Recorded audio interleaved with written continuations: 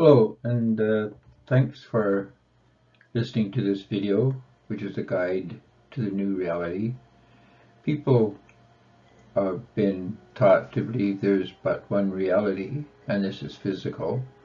There's another reality that we can live in without the assumptions and the expenses and the corruptions of the physical reality. The physical reality is a reality given over to avarice and greed and crime, war. These are all struggles over the things of this world, the assets of this world, the property of this world. The new reality is freed of that. We hope you'll listen to the end. Thank you very much. A guide to the new reality. There are two realities, though people are only aware of one. We have been indoctrinated to believe all of reality is contained in one highly complex and many-faceted construct. We are told everything we see and know is contained in one great vision, despite being bombarded with evidence to the contrary. Everywhere we are faced with duality and division. If there were only one reality, how could it be divided against itself and still exist as a unity? The concept of reality is contained in the idea of a universe. Despite the evidence of mind and eyes, we continue to believe conflict and dualist opposition is contained in this one universe. The universe encompasses liberals and conservatives, the political left and right, the economics of capitalists and communists, and of course those who believe in God and secularists.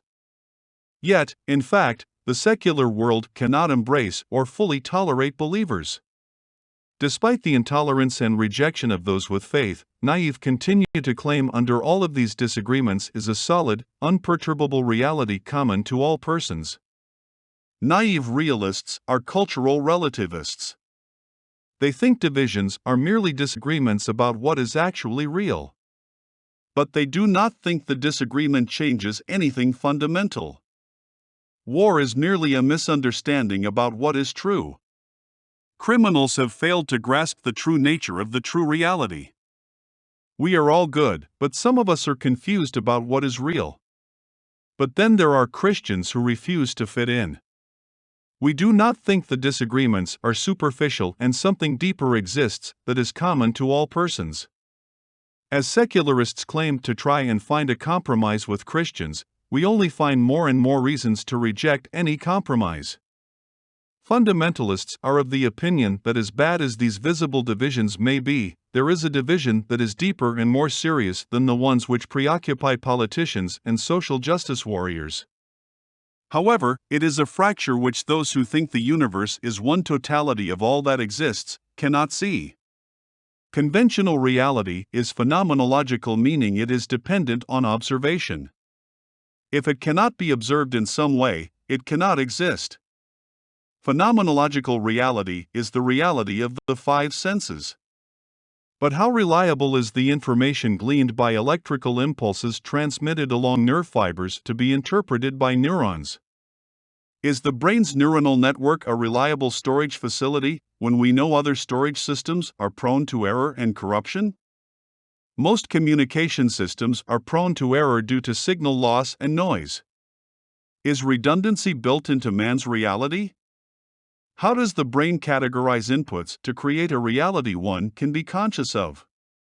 If the brain is being bombarded with a random cacophony of signals, how does it make sense of what it receives?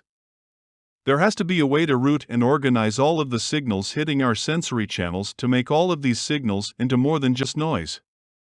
What is consciousness of self, when consciousness is the awareness of everything that the self is constituted from? Is it possible to be conscious of nothing but the self? We are our memories and experiences. We are aware of what forms us, and the awareness of everything is us. Our awareness of self is the awareness of all that the self is aware of. We are aware of our body, and our body is what is aware, or so the experts tell us. But they cannot tell us how the explanation makes sense. How is the body aware of something other than the body that is aware of the body as not being it, if the awareness is the body? How is who we are, aware of who we are, as something that is separate from who we are, yet what we are conscious of is the totality of all we are. What is the observer when the observer is being observed? How is it possible for a person to experience themselves, and to experience the sensation of their own existence? The problems for a materialist are insurmountable and not even debatable in a productive way. We see the problem, but it is not possible to talk about the issues in a coherent or comprehensible way, using the language and ideas of materialism. This is why metaphysics is shunned by materialists. Physical beings cannot both be what they experience and be aware of what they experience as something external to them. The problem with materialism is that it denies mankind's role in the formation of reality. We are treated as the victims of reality, or at least bystanders. This narrative creates a host of problems, not only in our efforts to understand how we understand reality, but how we systematically impact and alter it. Reality is not something divorced from humanity. We are an intrinsic part of it, not an effect produced by it. Because so many think reality is out there and an environment we walk around in, they tend to consider reality something to be consumed. It is almost as if mankind was a tourist and reality a resort.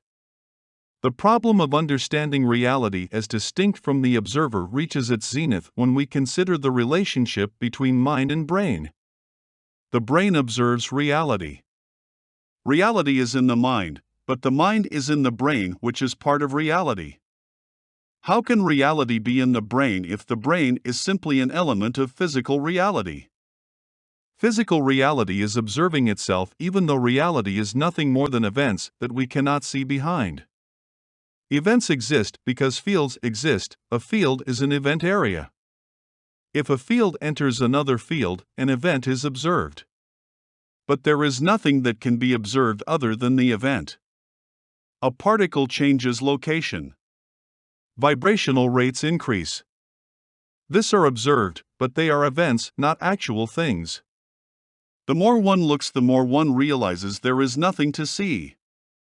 Physical reality is anything but physical. The one thing material reality is not, is material. There is nothing real to see, feel, hear, taste, or smell. These are all things the mind creates out of the electrical signals sent to the brain's neurons. The most real things for mankind are numbers and logic. These are the elements that compose moral reality. Moral reality, as opposed to physical reality, is composed of accounts, and each account must be reconciled. Moral reality is about moral justice and truth in its absolute sense rather than about what registers on a physical brain. The only way to change the values in one account is by altering the values in a related account. Nothing is created ex nihilo in economics. Transfers are either moral or criminal. Transfers can be reconciled or not. There is no middle ground or compromise. If we claim land, the land must have value for us, but we did not create this value. In business, every transfer is matched by an equal but opposite entry. This may not seem to have much to do with reality if you think you are a consumer or observer of reality. If reality is created, then it is necessary to acknowledge the contribution of the author of what one acquires. Even if we believe physical reality is real, this is not the reality we live in. Physical reality has little use to us in its original condition. We do not live in nature, we live in houses and apartments constructed by us in artificial environments called cities and towns. One of the most notable expressions of our rejection of nature is the lawn. There are no lawns in nature, they are one of the most unnatural things one can find. The old reality was and is a false reality of real things that do not have a real existence.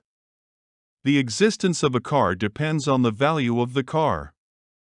This is the problem when things are stolen, value is lost. A house with no value is not a house. A house is not just a structure. A house has meaning. The person with no understanding of monetary value looks at gold different than the person raised in a modern economy. What is a city with no people? The physical elements are all there. But without people, the many thousands of buildings lack the essential quality of what makes a city a city. When people no longer value a place, it loses meaning and becomes a ghost town. The old reality is things with no meaning or purpose. Without purpose, things are exploited. A world that lacks significance is a world without purpose. If people are objects, they have no rights and cannot have any expectations. In the new reality, everything has value. Everyone has value. We cooperate because we cannot impose our value or purpose on those things that already have value and purpose. What we do is seek out the real purpose of what exists. The new reality is a reality built on cooperation, not regulation, which is the act of imposing values on others. When you regulate other people, you impose your values on them. Cooperatives use a cooperative market which permits cooperation to be measured. In the new reality, we are guided by the level of cooperation manifested. If option A has a higher value than option B, option A exhibits a higher cooperative value than B, and it is that is implemented.